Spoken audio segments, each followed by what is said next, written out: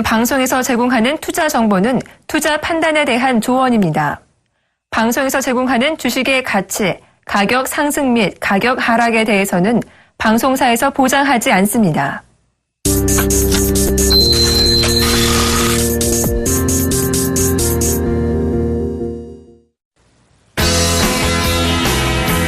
시청자 여러분 안녕하십니까. 6월 22일 월요일 대박 플러스 시즌3 월요일 선물옵션 초보 탈출기의 양경석 멘토입니다.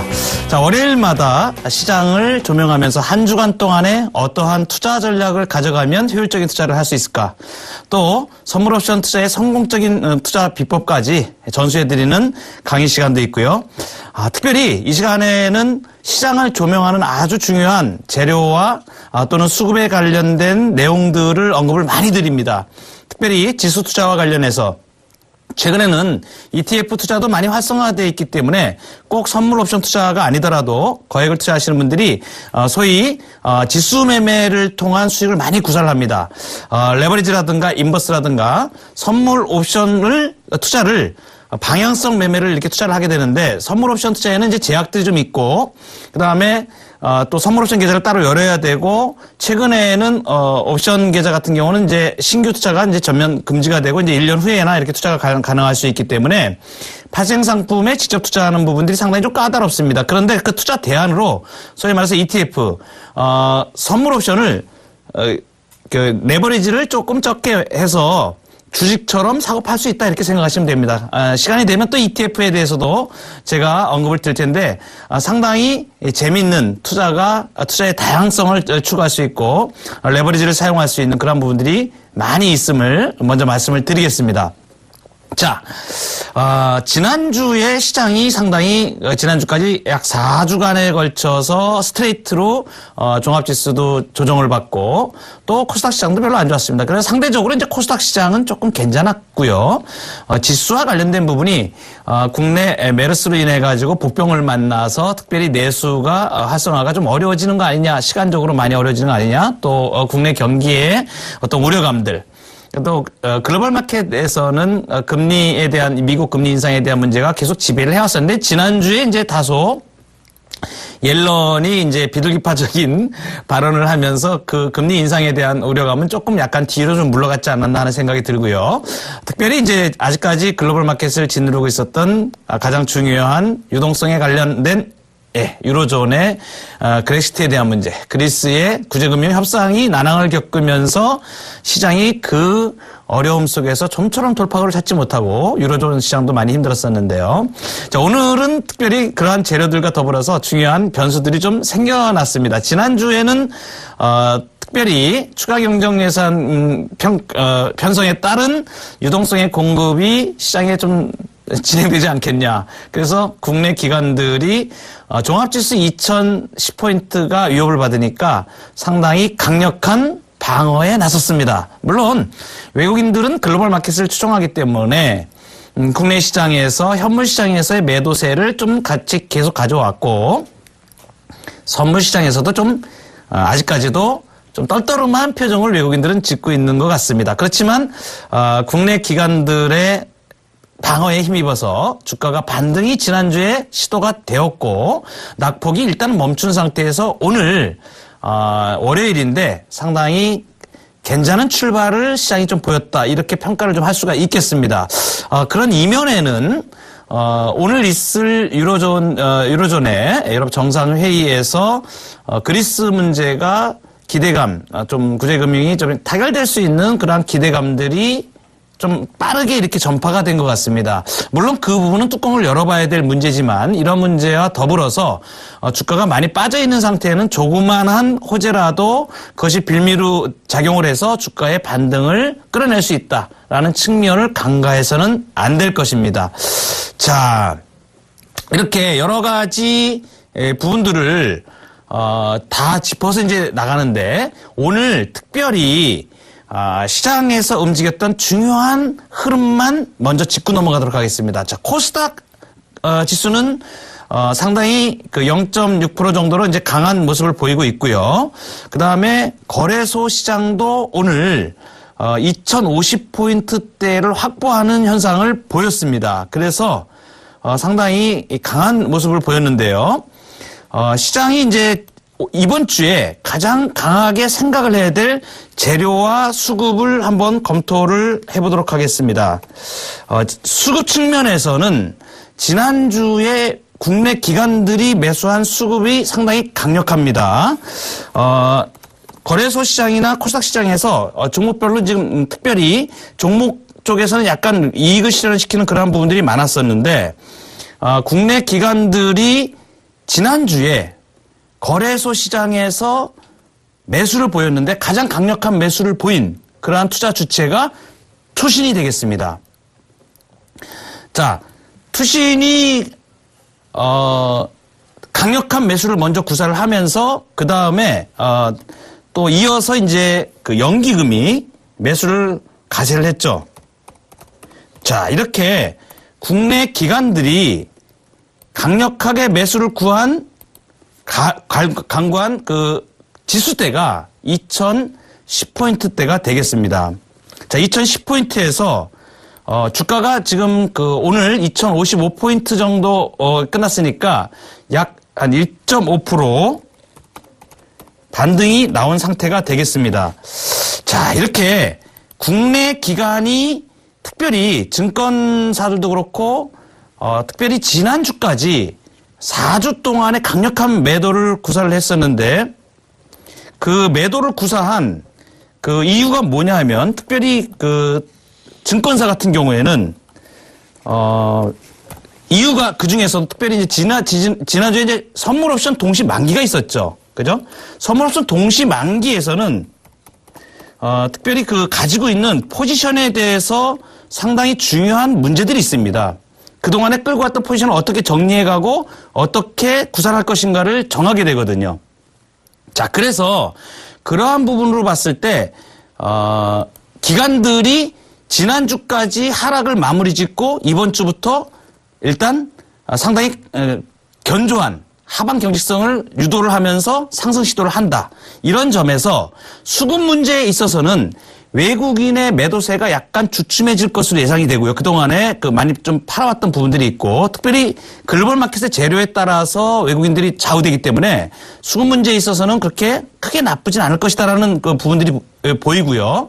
그다음에 재료 문제에 있어서는 미국의 금리 인상 문제가 일단락이 되면서 일단은 수년되는 그러한 느낌 쪽으로 가고 있습니다. 그리고 그리스의 이제 이 문제가 지금 오늘 이제 강력하게 이번 주에 유로존 회의에서 논의가 될 텐데 지금 현재 지금 시간까지 나타난 점으로 봐서는 그리스가 약간 발을 약간 그러니까 그 채권국들에 대해서 약간 양보하는 쪽으로 그렇게 아마 정해져 가는 것 같습니다. 그 부분 때문에 나스닥 선물이 시간에서 굉장히 강세를 보였고 그 다음에 이제 조금 전에 시작한 유럽 증시가 독일, 프랑스를 중심으로 해서 2.5%에서 3%가 넘는 상승세를 일단은 보이고 있습니다. 물론 이 결과에 따라서 또 다른 문제들이 또 벌어질 수가 있습니다. 단정 짓기는 상당히 어려운 부분이지만 일단은 극한 어려움이 조금 순탄하게 이렇게 좀 구제금융이 IMF의 구제금융이 이루어지고 72억 유로죠. 그 다음에 거기에 따라서 6월 말까지 갚기로 한 그러한 자금들이 좀 갚아질 수 있다라고 하면 굉장히 극도로 위험했던 순간은 소위 말해서 디폴트 선언에 대한 부분은 일단 모면할 수 있지 않느냐. 이러한 부분들이 유로존 시장에 지금 강력하게 작용을 하는 것 같습니다. 자, 이렇게 재료 측면이 굉장히 중요하기도 합니다. 그러나 주가는 상대적으로 지금 선반영시켜서 그러한 문제들을 반영시킨 그런 측면도 상당히 있기 때문에 너무 한쪽 방향으로 볼 필요는 없겠다. 이렇게 말씀을 드리겠습니다. 자, 코스피 200 이번 주 대응을 그럼 한번 살펴보도록 할 텐데요. 자, 시가총액 상위 먼저 한번 보고 넘어갈게요. 시가총액 상위 종목들을 쭉 보면 오늘 강세를 보였던 종목이 삼성전자와 하이닉스, 그다음에 한국전력, 현대차. 자, 이렇게 강세를 보였고요. 시가총액 상위에 있는 것들이 굉장히 강세를 보였고 오랜만에 굉장히 낙폭이 과대했던 철강, 포스코가 3.45%가 상승을 보였습니다. 자, 이렇게 보시면 전체적으로 시가총액 상위에 있는 것들이 좀 괜찮은 모습을 보였다.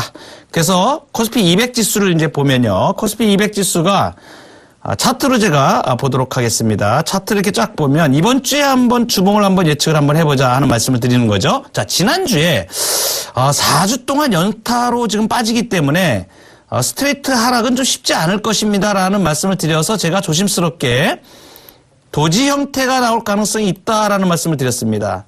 자, 도지 형태라고 하는 것은 열십자를 의미하는데 주봉상에서 어떠한 주가가 그쪽 방향으로 진행이 되다가 도지 형태가 나오면 변곡의 형태를 보이는 경우가 참 많습니다. 물론 100%다 뭐 이렇게 말씀드릴 수는 없습니다. 그러나 통계적으로 주가가 잘 가던 방향에서 멈춘다 내지는 방향 전환을 시도한다라는 현상이 나타날 때 보통 주봉상이나 일봉상에 도지 형태가 상당히 많이 나타나는데 이번에 지금 차트에서도 보시다시피 코스피 200에서 나타난 이 차트의 현상은 주봉상에 일단 도지 이것은 상당히 의미가 있다라고 보겠습니다. 이것이 지난주에 나타난 상황이고요. 자, 이번 주에 오늘 아침에 코스피 200이 올라서 시작을 했습니다. 소위 말해서 갭상승으로 시작을 했습니다. 시가가 251.60에 시작을 했는데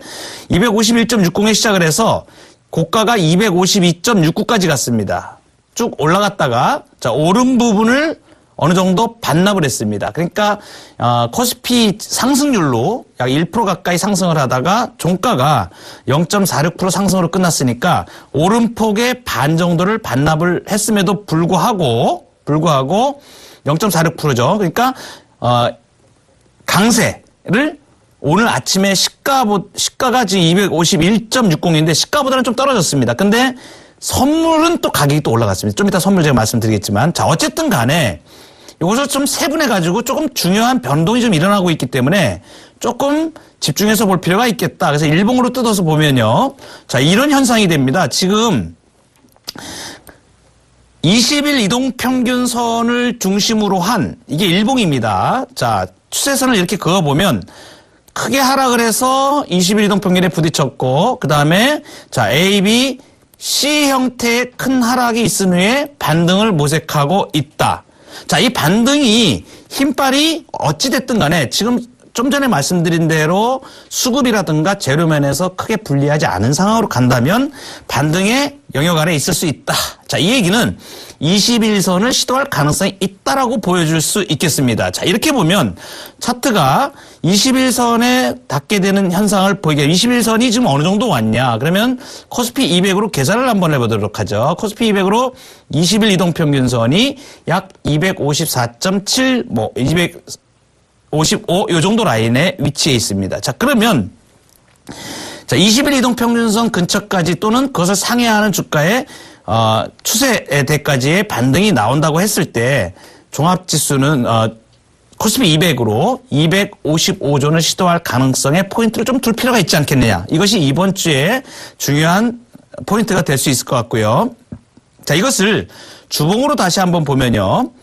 주봉상으로 봤을 때 그럼 255는 어디에 위치하냐면 바로 60주 이동평균과 120주 이동평균이 위치하는 자리에 놓이게 됩니다. 이것이 지난주 음봉을 내려오기 전에 시가 정도가 255존이 위치하게 되겠습니다. 그러면 3주에 걸쳐서 지난주에 깊은 하락을 경험하고 반전의 기회를 만드는 국면에 놓이게 된다면 255 정도까지의 코스피 200 반등이 가능하지 않겠느냐라는 것이 추론이 가능하고요. 이번 주에 지속적인 악재를 반영 삼아서 주가가 눌림목을 가게 되면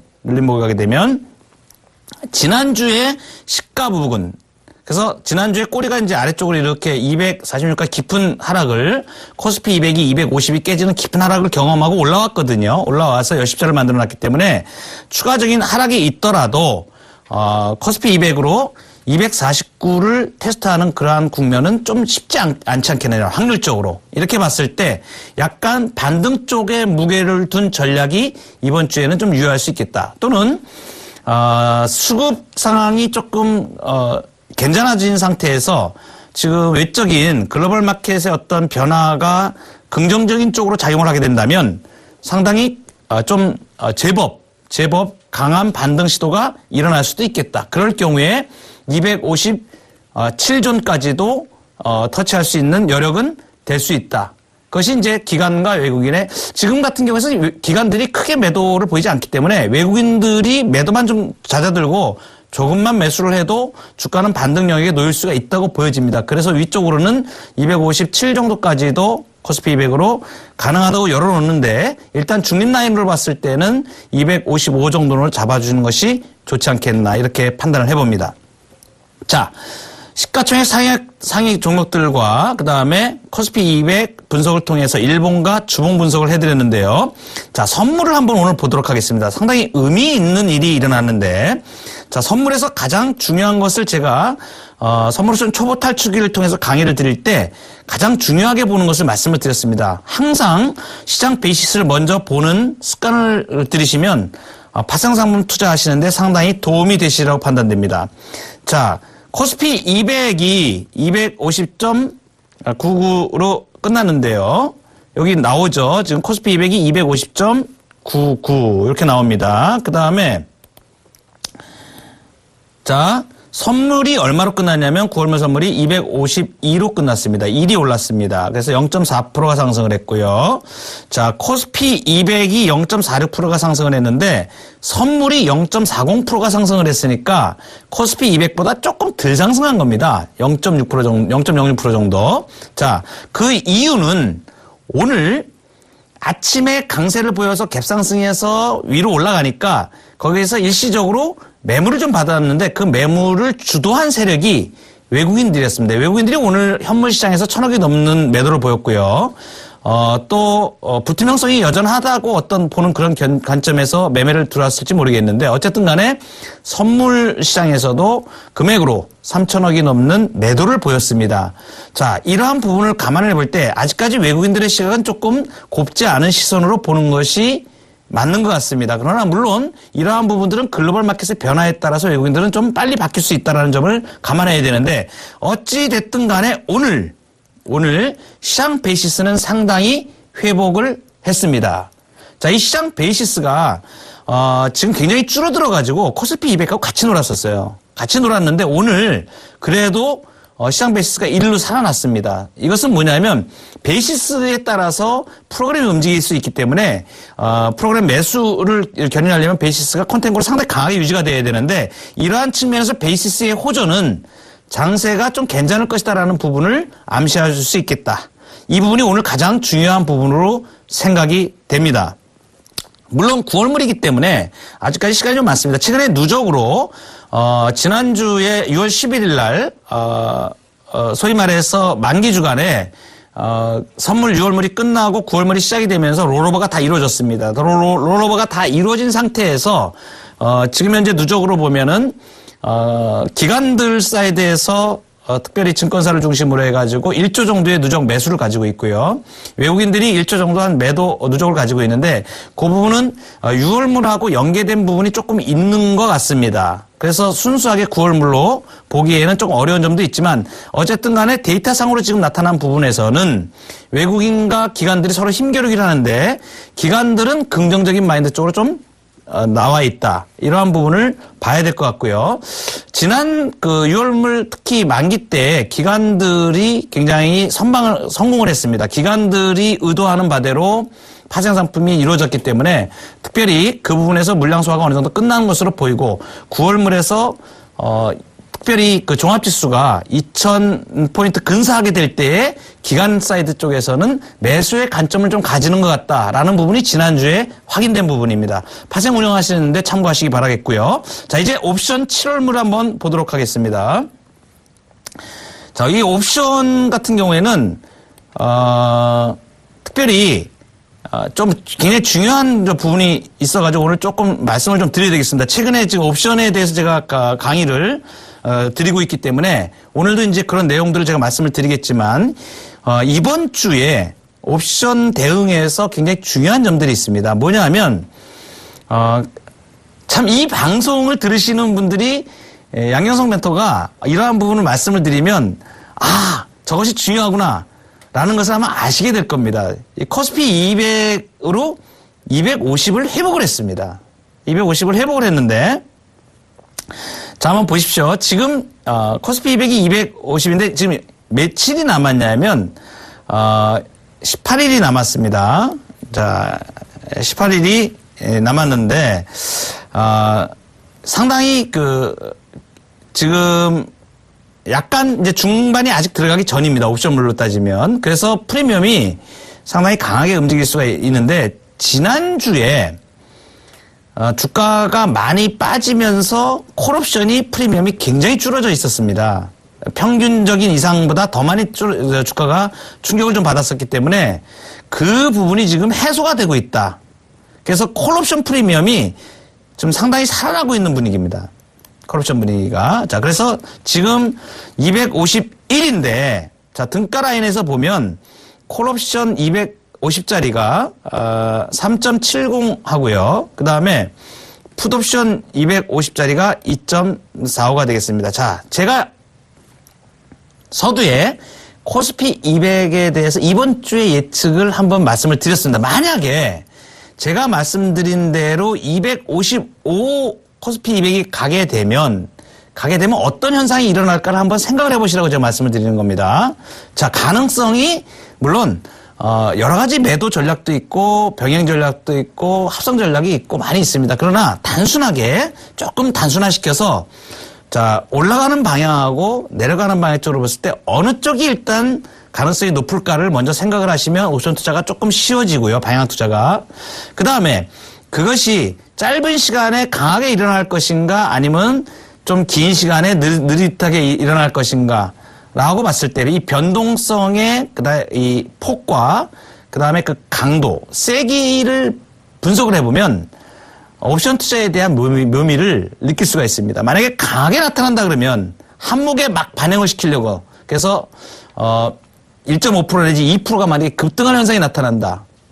그랬을 경우에 콜 프리미엄이 255짜리가 등가 수준까지 그러니까 2.5 레벨 이상까지 그냥 튈 수가 있습니다. 자, 그런 경우에는 7, 80% 이상의 상승률을 가져갈 수가 있다라는 얘기입니다. 그리고 외가 같은 경우는 변동이 클 때 좀 크게 움직입니다. 오늘도 보시면 지수가 아침에 크게 움직였을 때 콜 프리미엄이 50% 이상 전부 다 들어갔었습니다. 거의. 그러니까 선물로 252.9까지 올라갔을 때 프리미엄이 이 외가 프리미엄이 좀 약간 반납을 해서 프리미엄이 약간 줄어들어서 끝나서 그렇지 이것이 약 한 50%대 이상으로 다 진입이 들어갔던 프리미엄이었습니다. 그래서 쿠션을 좀 해놨기 때문에 프리미엄이 약간 고가보다는 줄은 상태로 나타났지만 그래도 이 전체적으로 한번 보세요. 그러면은 상당히 강력한 콜 프리미엄이 살아나는 움직임을 보실 수가 있습니다.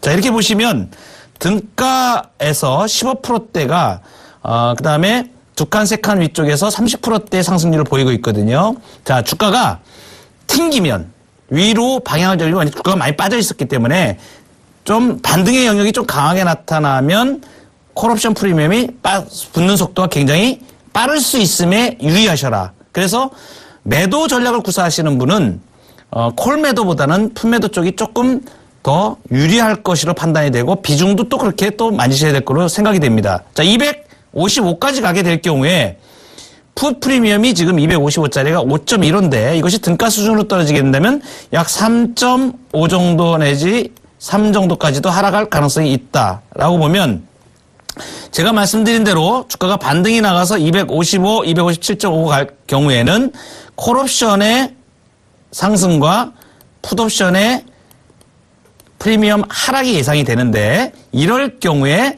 콜에서는 100% 이상의 수익을 가져갈 수 있는 상황이 되고 풋에서는 50% 이상의 하락을 가져갈 수 있다. 이런 점에서 보면 양쪽에 매도하는 것이 얼마나 조금 약간 리스크하다 이렇게 변동성에 대해서 그렇게 볼 수가 있겠고요. 특별히 하락 쪽으로 봤을 때 이번에 지난주에 저점을 갔던 246존까지 이 245 이 아래서의 풋옵션은 프리미엄이 과도하게 붙을 경우에는 조금 리스크하다고 제가 말씀을 드렸었는데 역시 잠깐 246을 확인하고 바로 들고 나왔거든요. 그런 점에서 역시 풋 245 이하에 있는 외가 매도 전략은 유효할 것이다. 이렇게 판단을 해봅니다. 자, 이번 주에는 변동을 좀 사는 쪽으로 매매를 들어가셔도 되지 않겠나. 이 힌트는 드렸습니다. 예.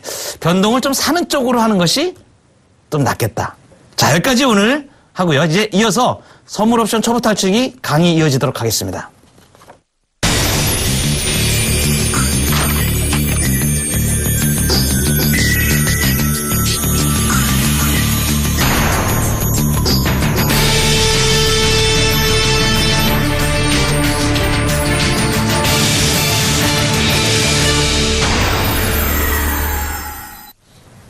네, 선물옵션 초보 탈출기 오늘 시간에는 옵션의 실제적인 거래 손익에 대해서 살펴보도록 할 텐데요. 자, 일단 풋옵션은 한쪽은 놔두고 콜옵션을 중심으로 해서 일단은 접근을 하시는 것이 이해도가 좀 빠르시기 때문에 콜옵션을 중심으로 해서 거래 손익을 한번 살펴보는데 매수와 매도를 동시에 설명하면 조금 헷갈리시니까 오늘은 일단 매수 위주로 일단 설명을 해드리도록 하겠습니다. 자, 옵션 거래의 손익을 계산을 하는데요.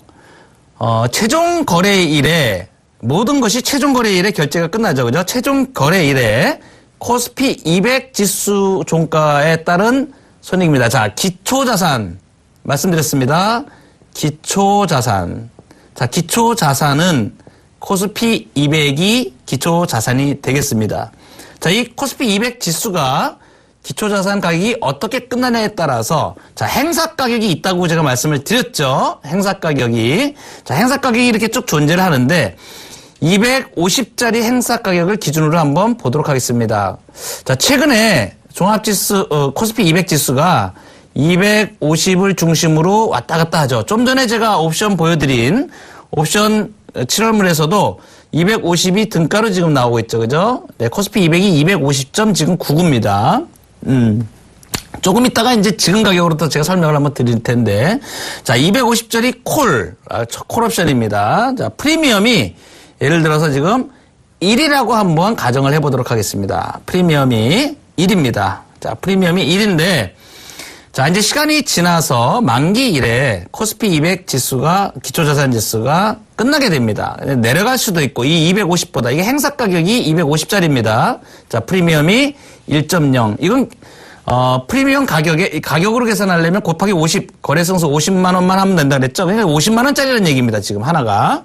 1이라 그런 얘기는 50만원짜리라는 얘기입니다, 이게. 자, 250짜리 행사 가격, 콜 옵션. 자, 콜 옵션입니다. 콜 옵션. 자, 콜 옵션의 프리미엄이 1.0인데, 자, 이걸 잘 가지고 있어가지고, 자, 1.0에 내가 이거 콜 옵션을, 예를 들어서 매수를 했습니다, 매수. 자, 매수를 했다. 제가 매수를 했다고 생각을 한번 해보겠습니다. 샀습니다. 자, 이 콜 옵션은 올라갈 것을 기대하고 매수를 하게 되죠, 그죠? 자, 올라갈 것을 기대하고 매수를 했습니다. 자, 그런데 올라가면 250보다 행사가격보다 올라가면 이익이 될 것이고 250보다 떨어지면 손해가 될 건데 꼭 그렇진 않습니다. 왜냐하면 얘 프리미엄이 1이기 때문에. 자, 한번 계산을 한번 해보도록 할게요. 자, 249.99로 끝났습니다. 뭐가? 기초자산 코스피 200이. 자, 그러면 기초자산 가격 마이너스 행사 가격을 해보는데, 자, 이게 250보다 떨어져 있죠, 그죠? 자, 그러면 이거는 행사가 안 되겠습니다. 자, 이렇게 됐을 때, 이 프리미엄에 관계없이, 이렇게 계산이 됩니다. 자, 이렇게 옵션이 10십자로 이렇게 봐서, 자, 이게 콜 외가가 되고, 여기가 콜 내가가 되고, 여기가 풋 내가가 되고, 여기가 풋 외가가 되거든요. 자, 여기가 행사 가격이 250짜리라 그랬습니다. 자, 250짜리인데 코스피 200이 여기서 끝난 겁니다, 여기서. 자, 그러면 이 외가는 전부 다 뭐가 되냐면 행사 가격이 행사가 안 됩니다. 행사가 안 됩니다. 자, 기초 자산 가격 249.99 마이너스 그 다음에 행사 가격을 했을 때 마이너스가 되는 것은 전부 다 빵이 되겠습니다. 자, 그러면 어떻게 되느냐? 계산은 자, 프리미엄 50만원 1.0 주고 산 것이 제로가 됐으니까 자, 마이너스 1.0포인트 손해를 보게 된다. 콜옵션을 매수했을 경우에는. 이해가 되시나요? 자, 다시 한번 하겠습니다.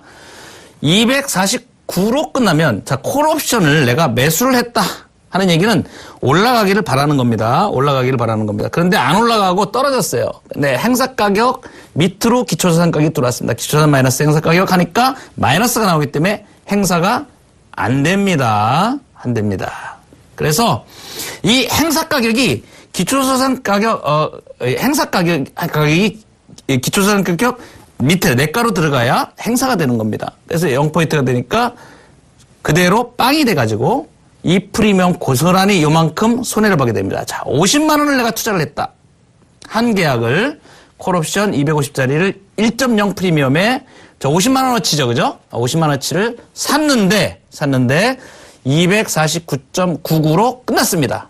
자, 그래서 그렇게 되면 행사가 안 되니까 이 매수자는 손실을 이렇게 보게 되는 겁니다. 50만 원 손실을 보게 되는 거죠. 자, 이제 좀 이따가 이제 매도에 대해서 내가 말씀을 드릴 텐데요. 그러면 일단 249.99 말고 그러면 250으로 끝났으면 어떻게 될까요? 250으로 끝났으면. 여기 하나 집어넣을까요? 250으로 끝났습니다.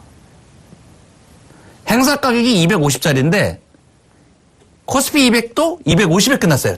아주 똑같이 그냥. 똑같이 끝났습니다. 250으로 딱 똑같이 끝났어요. 그러면 그래도 얘가 어떻게 됩니까? 빼면은 빵이 되죠. 그러면 이걸 핀 리스크라고 얘기합니다. 보통 이렇게 됐을 때 행사 가격 250짜리가 기초자산이 250으로 딱 끝나면 콜도 제로가 되고요. 풋 프리미엄도 250짜리 행사가가 제로가 됩니다. 그래서 양쪽이 다 똑같이 끝났을 때는 핀 리스크라 그래가지고 양쪽이 이쪽도 빵이 되고 이쪽이 빵이 되는 겁니다. 프리미엄 행사를 못합니다. 양쪽 다. 그걸 벗어나서 내가가 되어야만 행사가 됩니다. 그래서 콜은 이쪽에 내가, 그다음에 풋은 이쪽에 이렇게 내가이어야만 행사를 할 수가 있는 겁니다. 자, 이 매수자 입장에서는 그렇고요. 자, 그다음에 250으로 끝났을 때를 제가 말씀드렸는데, 자, 이제 250짜리가 좀 전에 행사 가격 밑에서 기준가가 형성이 돼버리니까 행사가 안 돼서 손실을 봤습니다. 그러면 행사 가격 위에서 끝났는데 250.53으로 끝났으면 어떻게 될까 하는 거 계산 한번 해보도록 하겠습니다. 자, 250.53으로 종료됐습니다. 자, 계산 한번 해볼까요? 자, 250.53 빼기, 자, 기초자산 가격에서 행사 가격을 빼면 됩니다. 기초자산 가격 마이너스 행사 가격. 250.53. 자, 기초자산 가격 마이너스 행사 가격. 250.00 빼니까 0.53포인트가 플러스가 된 겁니다. 그죠? 플러스죠, 이거는 지금. 그죠? 플러스죠? 아, 그러면 총 손익은 0.53포인트. 그죠? 근데 원래는 프리미엄 얼마였습니까? 1짜리였습니다. 그러니까 원래 가격을 빼줘야 되죠. 그죠? 그러니까 마이너스 0.47포인트가 손실로 나오는 겁니다. 자, 무슨 얘기냐? 프리미엄이 1이라는 얘기는 250짜리를 샀는데 프리미엄이 1이라는 얘기는 251 이상이 되어야만 내가 프리미엄을 찾아먹을 수 있다는 얘기가 되는 겁니다. 그죠? 자, 250.53으로 끝나버리니까 행사 가격보다 위에 끝나긴 했지만 내가 처음에 준 가격 권리금이 1에 해당하기 때문에 그거보다 못하기 때문에 오히려 손실이 난 겁니다. 행사 가격 위에보다는 끝났지만. 그러나 행사는 할 수 있죠. 손실을 이만큼을 보고. 그죠? 자, 그 다음에 이 콜옵션을 그러면 251 위로 끝나면 어떻게 계산이 되는가 한번 보도록 할게요. 자, 251.30으로 종료됐습니다. 뭐가? 코스피 200이. 자, 251.30 기초자산 가격 마이너스 행사 가격. 딱 하니까 1.3포인트가 되네요. 그죠? 자, 그러니까 1.3포인트. 내가 처음에 준 거는 얼마입니까? 1포인트를 줬죠. 그죠? 1포인트를 주고 샀죠. 자, 그러니까 0.3포인트가 남게 됩니다. 그러면 요만큼이 이득이라는 얘기예요. 5, 35, 몇 프로죠? 30%. 30% 수익이죠. 그죠? 30% 수익이죠, 이거는. 0.3포인트지만 2를 주고 샀기 때문에 내가 투자한 금액에서 30%. 그러니까 50만 원 주고 샀는데 자, 1.30이 되니까 5, 3, 15. 65만 원이 되죠, 그죠? 65만 원 되니까 내가 15만 원 이익을 보게 되는 겁니다. 한 개당. 자, 이렇게 계산을 손익을 할 수가 있습니다. 자, 그러면 요거를 앞으로 돌려서 다시 매도를 했을 때 어떻게 되나 한번 보도록 할게요. 매도를. 자, 249.99로 종료가 됐습니다. 근데 내가 콜옵션 아까 좀 전에 이제 매수자 입장에서 제가 말씀을 드렸는데 이거를 매도자 입장에서 이제 한번 보도록 할게요. 매도자 입장에서. 이걸 내가 콜옵션을 매도를 했어요. 자, 매도를 했으면 계산이 어떻게 되는가? 자, 이게 프리미엄 1을 주고 매도를 한 겁니다. 50만 원어치 매도를 한 거예요. 근데 이게 뭐가 됐어요? 빵이 됐죠. 빵이 됐죠. 그럼 얼만큼 이익을 보여? 50만 원만큼 매도를 하면 50만 원어치 이 프리미엄 줄어든 만큼 팔았으니까 이 프리미엄 줄어든 만큼 고스란히 이익으로 됩니다. 이게 매도자의 이익이에요. 매도자. 자, 매수자는 빵이 된 거고, 그죠? 자, 매수자는 그 빵이 된 만큼, 제로가 된 만큼 이익을 취한 거죠. 자, 역시 마찬가지로 250.53이 되었을 때 매도자는 어떻게 되었을까요? 자, 매도를 했습니다. 내가 이거를. 행사가격 250짜리를 프리미엄 1에 매도를 했습니다. 매도. 콜 매도를 한 겁니다. 콜 매도를 했습니다. 자, 콜 매도를 했습니다. 그런데 계산을 나중에 딱 맞춰보니까 마이너스 0.47포인트로 떨어졌죠. 그죠? 떨어졌죠. 손실이 났죠. 그죠? 그러니까 매도자는 이 매수자가 손실 난 만큼 이득을 취하는 겁니다. 0.47만큼 매도자는 이걸 이익으로 가져가게 됩니다. 또 마찬가지로 자, 이렇게 됐습니다. 이제는 행사 가격이 올라가가지고 매도를 했는데 250짜리를 프리미엄 1에 내가 매도를 했습니다. 콜 매도를 한 겁니다. 콜 매도를 했는데 매도를 했는데 얘가 250.30으로 끝났어요. 그럼 가격이 얼마로 뛴 겁니까? 자, 50만 원짜리가 65만 원 된 거죠. 내가 15만 원을 얘는 매도자는 손실을 보게 됩니다. 자, 이렇게 제가 이렇게 끝났을 때 세 가지 상황에 대해서 매수자와 매도자가 서로 어떻게 되는지를 말씀을 드렸습니다. 자, 이건 좀 이따가 자세하게 이제 더 이제 중국 과정 이상 들어가면 콜옵션의 수익 곡선이 있습니다. 그 다음에 풋옵션의 수익 곡선이 있고 매도자, 매수자 수익 곡선이 다 다릅니다. 그것의 합성 포지션을 나중에 고급 과정에 들어가면 어떻게 그것을 계산을 해내는지를 정확하게 계산을 할 수가 있습니다. 자, 이것이 굉장히 매력적인 부분들이라고 볼 수가 있겠고요. 자, 그 다음에 넘어가서 그러면 콜옵션의 가격을 한번 보도록 하겠습니다. 콜옵션의 가격. 좀 전에 제가 250짜리 이렇게 보여드렸었는데 콜옵션 이제 예를 들어서 하나를 보여드리겠습니다. 자, 등가가 지금 여기라고 247이라고 얘는 이제 써 있네요. 이렇게 등가격이 이 등가격 종목입니다. 이게 등가. 자, 등가고 자, 이게 콜옵션입니다. 콜. 자, 콜옵션. 자, 콜옵션. 자, 등가 위쪽으로 행사가격 2.5씩 가죠. 그죠? 2.5씩. 행사가격 2.5씩 쭉 갑니다. 가는데, 자, 갈수록 이 프리미엄이 외가격으로 갈수록 프리미엄이 낮아지죠. 자, 낮아지고, 그 다음에 이 내가격으로 갈수록 프리미엄이 높아진다. 그래서 6.95, 5.15 한번 생각을 해보세요. 왜 그러냐면, 이게 지금 247.5면은 242.5 이렇게 하면 5 차이가 나잖아. 5 차이가. 그죠? 이게 그냥 가격 차이로 247.5에서 242.5 빼면 이게 5 차이 나는 겁니다. 5. 두 칸이면. 5 차이가 나는데 그러면 종가로 가면서 얘가 종가가 247.5에 쫙 이게 기준주가가 끝난다. 기초자산이. 247.5로 끝난다고 했을 때 얘는 얼마가 되냐면 딱 5가 됩니다. 그러면 쟤 6.95야. 왜 이렇게 5보다 높을까요? 6.95.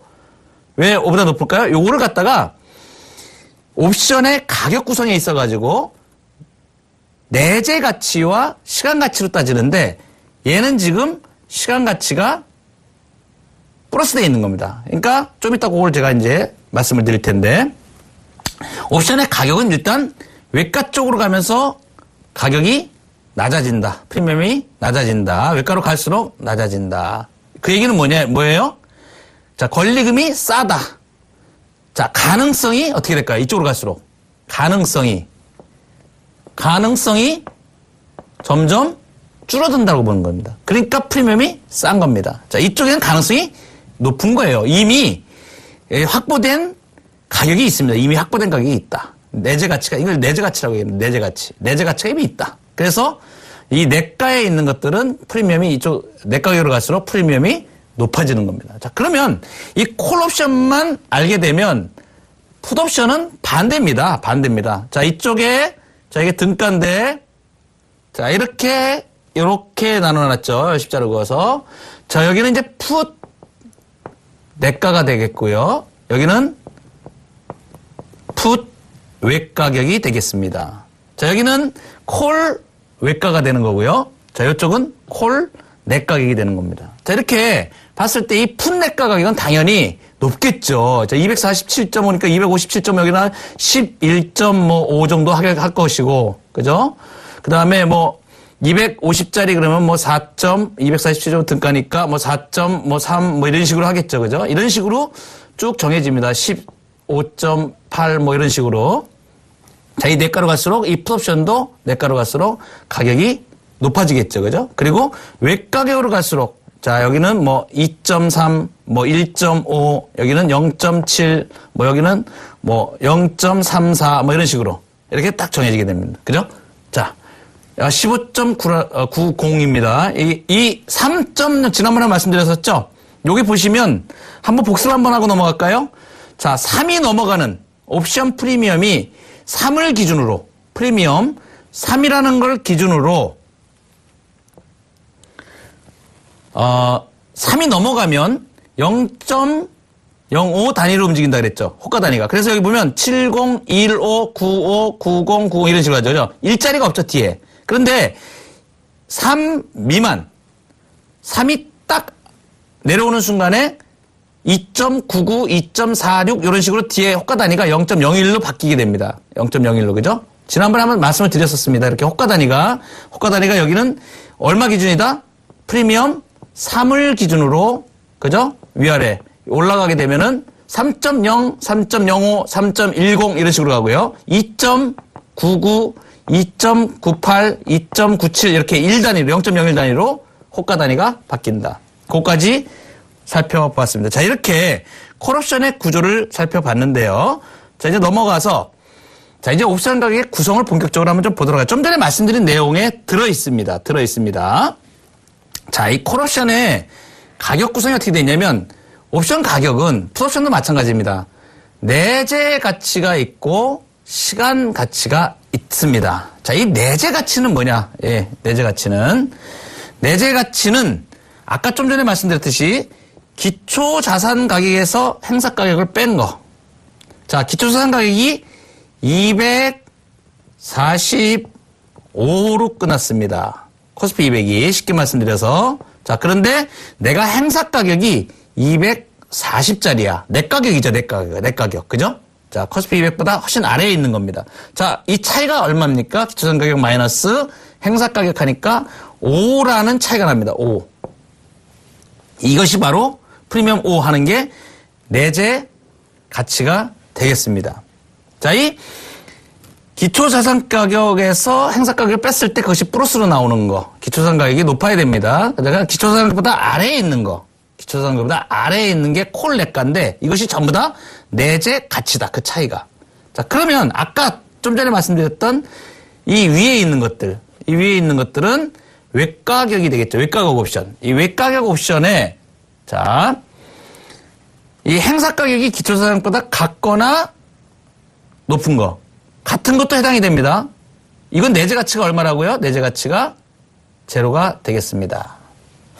자, 옵션은 보통 한 달 동안 이어지는데요.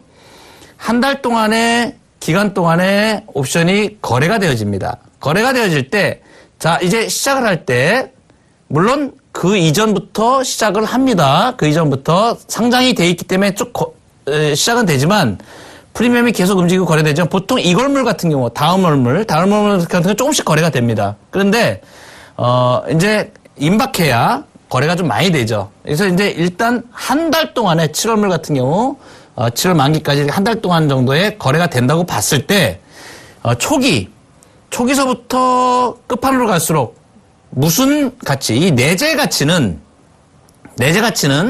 절대적인 차이입니다. 기초자산 가격 코스피 200하고 자기 행사 가격에 아주 정해져 있는 딱 그 가치가 정해져 있잖아요. 그죠? 245짜리 기초자산 가격에 내가 콜옵션 240짜리다. 그러면 5라는 내재 가치가 딱 정해져 있습니다. 5라는 게. 자, 그런데 얘가 기초자산 가격이 올라갈 가능성이 많다라고 하면은 올라가든 내려가든 자, 얘는 변동이 될 가능성이 있겠죠. 그러면 올라갈 가능성도 상당히 있는 거 아닙니까? 그죠? 올라갈 가능성이 있으면 이 내재 가치에 올라갈 수 있는 가능성이 있는 가치를 부여를 하게 됩니다. 그것이 시간 가치입니다. 시간 가치. 그래서 이 시간 가치는 처음에는 굉장히 시간이 많이 있으니까 시간 가치가 높습니다. 이게. 그 시간이 지남에 따라서 시간 가치는 어떻게 돼요? 시간 가치는 줄어들게 됩니다. 나중에 결과적으로 가서 결제를 하게 될 때는 이 시간 가치는 0이 되고 코스피 200하고 나중에 내재 가치로만 딱 결제를 하게 되는 겁니다. 이해가 되시죠? 자, 이것이 옵션의 내재 가치와 시간 가치입니다. 자, 그러면 이제 옵션 시간 가치는 바로 옵션 가격에서 내재 가치만큼을 빼면 나머지는 시간 가치다. 이렇게 보면 되겠는데요. 자, 그럼 여기서 한번 볼까요? 자, 여기서 한번 보죠. 자, 이거 5입니다. 5. 내재 가치가 5입니다. 그러면 시간 가치 6.95에서 5.00을 빼면, 그죠? 1.95가 시간 가치다 하는 것을 알 수가 있습니다. 자, 이렇게 옵션은 내재 가치와 시간 가치가 있다. 이것을 이제 잘 응용을 하셔야 투자에서 이제 옵션 투자에서 또 성공을 볼 수가 있는 겁니다. 자, 오늘 이렇게 해서 또 숨가쁘게 달려왔습니다. 옵션의 가격 구조를 살펴봤는데 비교적 좀 쉽게 말씀을 드렸습니다. 다음 시간에는 풋옵션과 더불어서 매도와 매수의 깊이 있는 부분까지 다루게 됩니다. 다음 시간도 기대해 주시기 바라겠습니다. 자, 오늘 월요일입니다. 성공 투자하시고요. 자, 건강하십시오. 고맙습니다.